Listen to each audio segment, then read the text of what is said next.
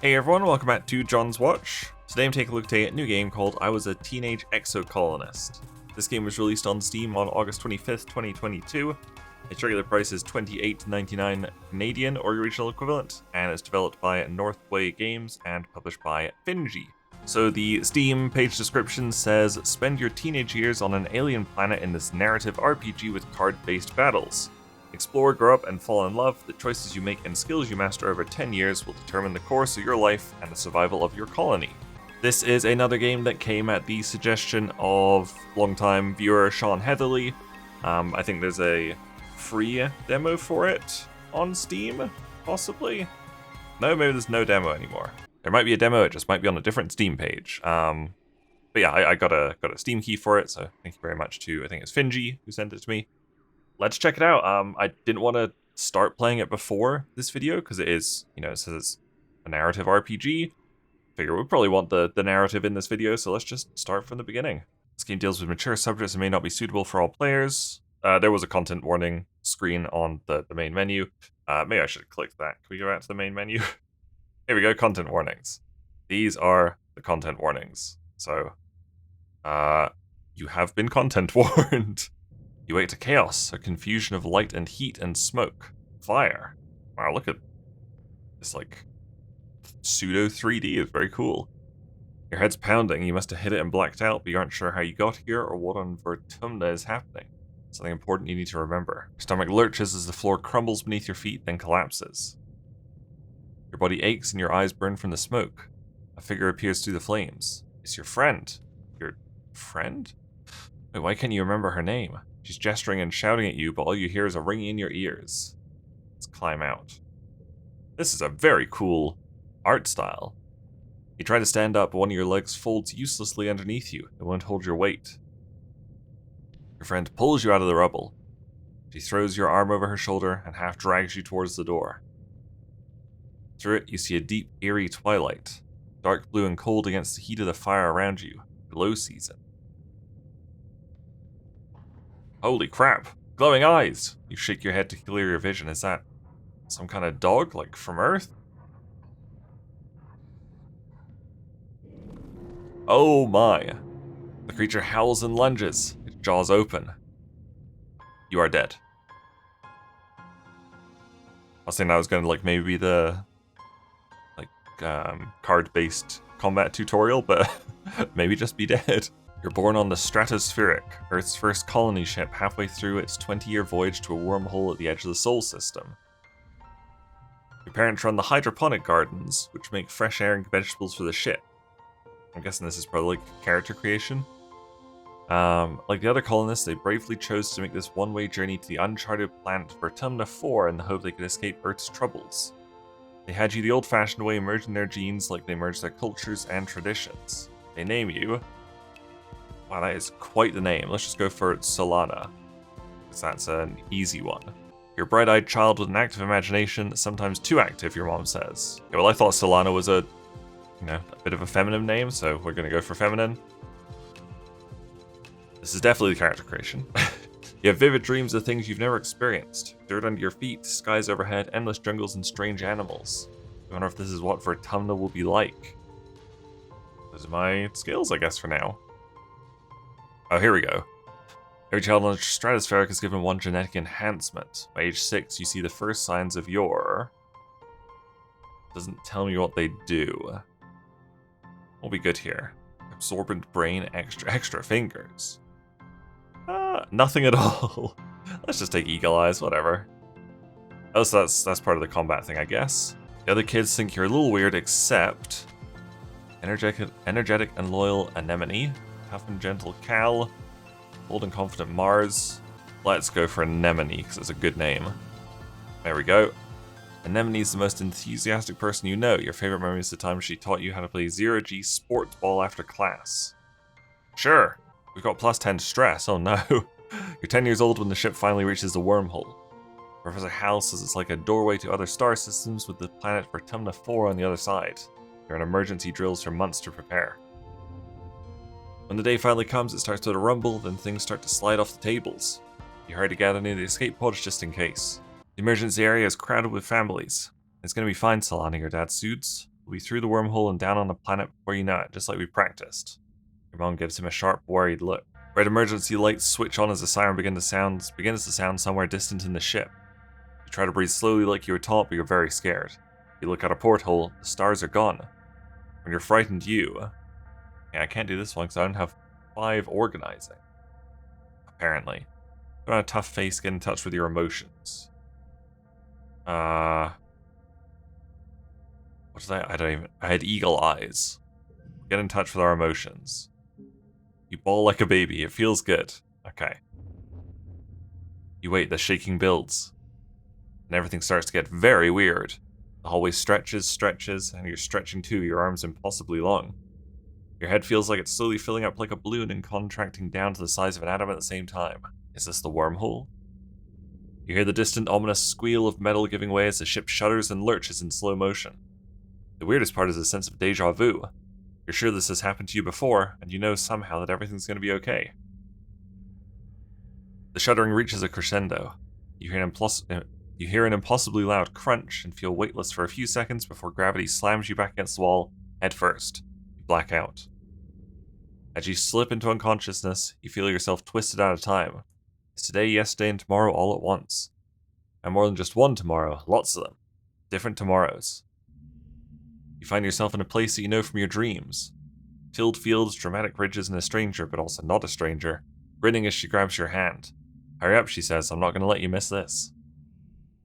Distantly, you can feel the ship shaking has stopped, and hear your parents' worried voices. Feeling safe, you slip further into the warm embrace of the stars. You drift. Have I lost my stress? Nope, it's pretty high. Oh, now it's back down. Gradually, your consciousness reforms. You wake up in the medbay.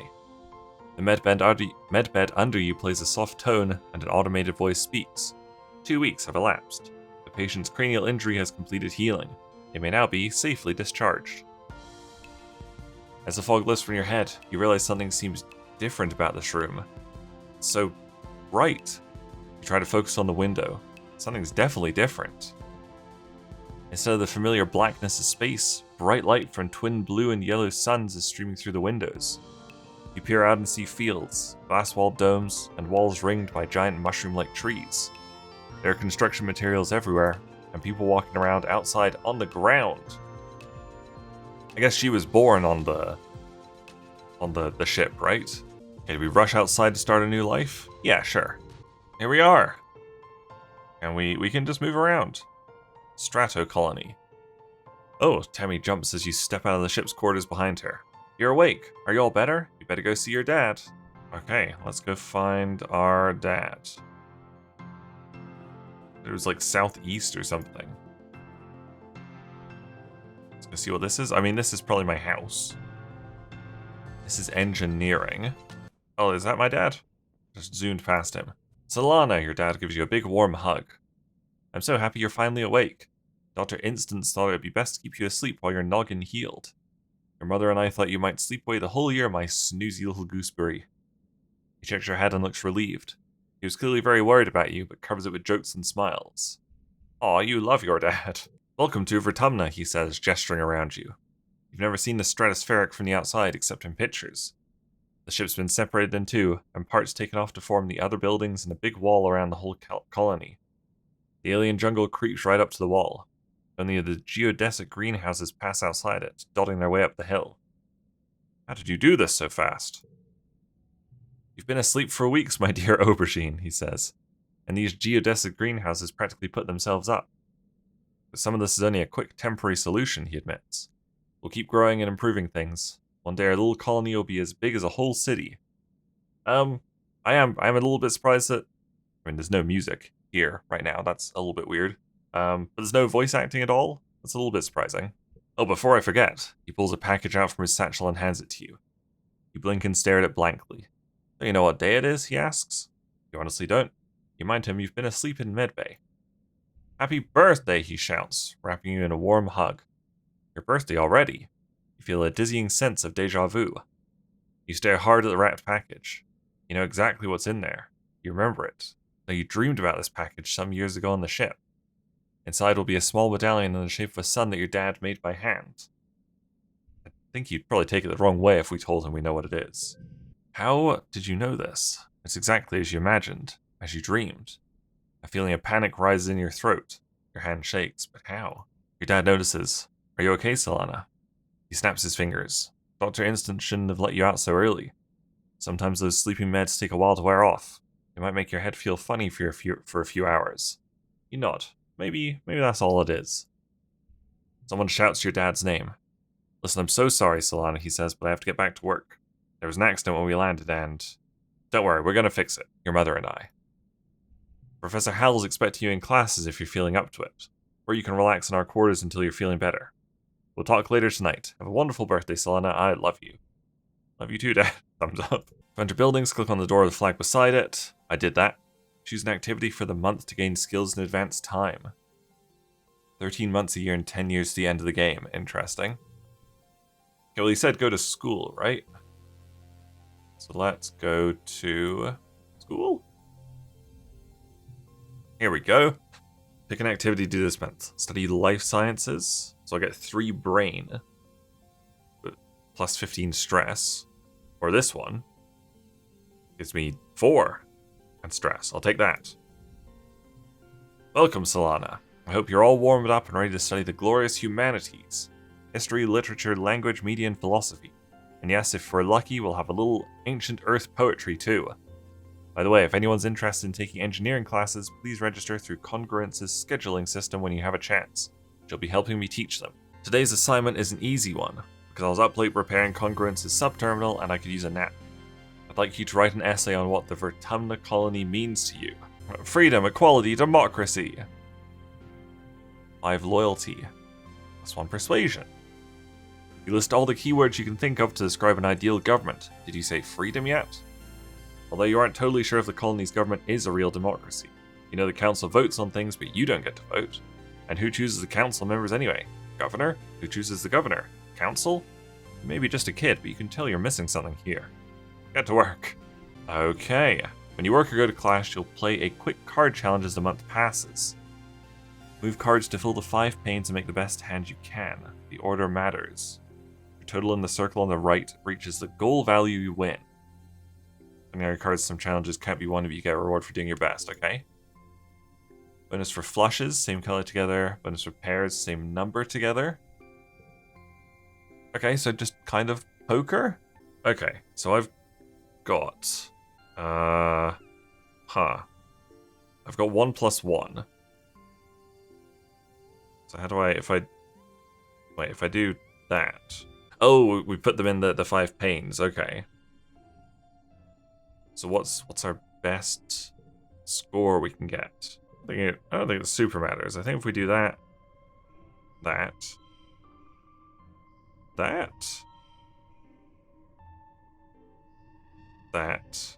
Wait. Okay. I was thinking I could have put like that there, but no, that's fine. Win. We worked well this month, +1 creativity. That was pretty easy. Your skills increase when you work or go to school with extra skills if you win the challenge, and a kudos bonus if you make the highest scoring hand of your cards.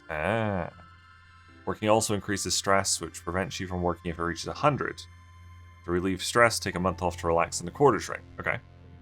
I feel like we can still afford some stress. Your parents have been working from first dawn to well after dinner every day. You know, growing food is an important job, and it's vital to get crops in the ground right away. But there seems to be something more than that. It's such a change from growing up on the stratospheric when you saw them all the time. You stay up and wait for them at night before going to bed. Though you can tell they're exhausted, they make an effort to spend time with you. I'm sorry we haven't seen much of you, little gooseberry. How have you been holding up? I learned things. I'm glad to hear that. I want you to study hard, work hard, and stay out of trouble. And Professor Howell will give you kudos if you get good grades. You can spend those at the depot once it's open. You know, I think there are lots of different ways to learn, and school is just one of them.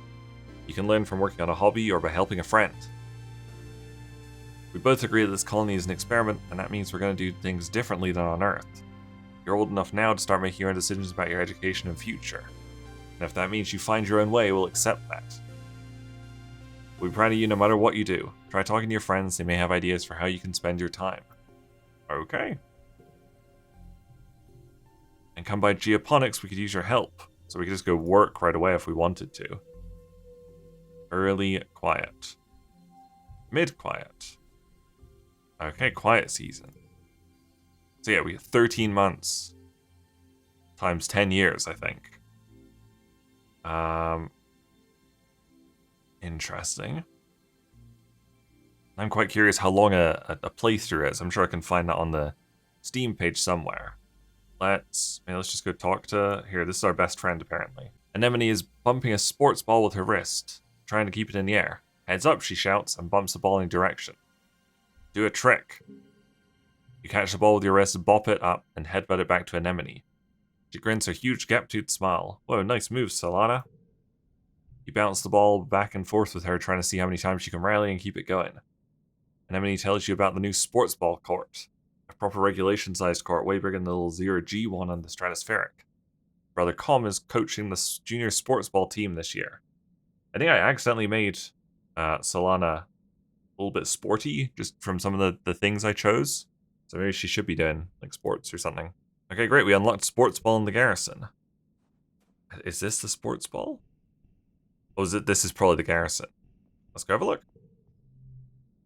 The garrison, we found it. Look, now we can play sports ball.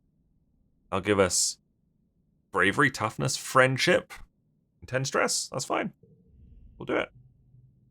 My brother Com's organizing the youth team, she tells you. Kombucha offers you a high five and greeting, then tosses a sports ball your way. Let's start with a practice game to see what you're good at. You and Anemone are team captains, pick your team. Okay.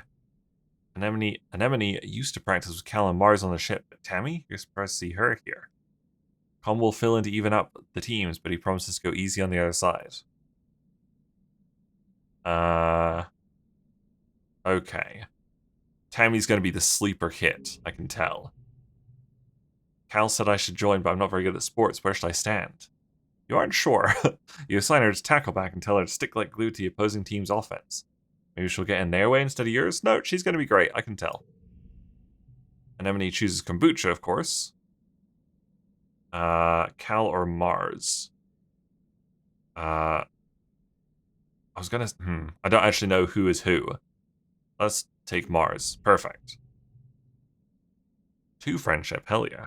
I'll play Spiker. Mars runs to take position. Seems like she's in it for the glory. Hopefully she'll want to share some of that with the rest of the team. You face off 3-on-3. Let's do it! Toughness challenge. I've got a little bit of toughness. Story challenges have 3 rounds. Oh my god, we got to get up to 27. After every round, you'll keep the cards you didn't play and unlock an extra slot to play them in. Okay. I think we probably just do, like 3 reds here. Because, yeah, we get a nice bonus there. 3, 3, bam. Here, we probably do the... trying to figure out how it's going to be 2 1s, or we do a 1, a 1, a 1, and a yellow. That gives me 8. So I need 1 to get through it. I think I've probably got this. Let's do 0s, and then just those 2. Easy. Yeah, so tough. You can't see me. I'm flexing right now because of how tough I am. Tammy tackles Anemone in a brilliant takedown that surprises everyone. I told you she'd be the sleeper hit. You can just tell. She really took her to her role as the immovable object. The score is tied with Anemone and Com putting the pressure on. Then blam! You score the match point with a rad spike all the way from the net line. Hooray! I like the little card game. It's, you know, kind of chill. It's not like too in depth. You don't have to take forever doing it. Ooh, getting a bit stressed. This week you had a few more bouts of deja vu, remembering what somebody is about to say or do just before they do it. Sometimes they actually do it, but not always. This morning you were sure Professor Hal was going to trip on the uneven floor in the cafeteria and spill his plate of hash browns. You even told Mars to watch. He didn't though. As Professor Hal walked away, his hash browns safe for today, Mars called you a liar and a dummy. At night, your dreams are all mixed up with stuff that you know can't be real. You're chased by monsters the size of buildings, and you'd be saved by strange people you've never met. You're holding hands with someone you love. You're crying as you help lift a shrouded body into the colony recycler. Everything seems so familiar, but when you try to recall their faces when you wake up, they're smeared in your memory like wet paint. What if? What if those things haven't happened yet, but they will someday? Anytime you try to tell someone, they think you're playing a trick, or that you're sick and need to go to medbay. You eventually decide to stay quiet about your strange dreams. Why? Really don't want people to worry, I think. Your parents have so much on their minds already. You have a feeling that something's happening at Geoponics they don't want you to know about. You don't understand it, but when they come home at night, they look really sad. You don't want to make that worse. If you just keep going to classes and staying out of trouble, it'll be easier for everyone, yourself included. Done. Well, this is quite a cool game. I haven't got very far into it yet, but I'm quite enjoying this. I think now I'd probably do like a little rest months, which is probably up here. But I'm going to leave the video there because it's already getting a little bit long, and also it's a lot of talking. Having to like read a visual novel style thing is quite hard on my poor voice nowadays. Don't know how I used to do like hour and a half at a time. I was just a younger man back then. Let me have a quick look on the Steam page and see if I can find anything about how long a game is, because I assume it's got replayability. Okay, the reviews look tremendous for this. I was like already thinking I was going to play more of this, but like just skimming through some of the reviews have like convinced me to absolutely play more of this. Can't find too much more about the playtime. One of the top reviews had 22 hours when they wrote the review, and they said they'd done 3 endings. So I'd guess around like 7 to 8 hours per playthrough. That's just kind of an estimate, but it definitely looks like it's got replayability. So yeah, I will definitely be playing more of this, I guess. The reviews really convinced me. They're very, very positive. Thank you again to Sean for another excellent recommendation. It's got a real knack for sending me games that I end up really, really liking. There you go, that was a look at I Was a Teenage Exocolonist. Thank you guys very much for watching. Make sure you leave a like and subscribe if you enjoyed this video, and I'll see you guys later. Bye!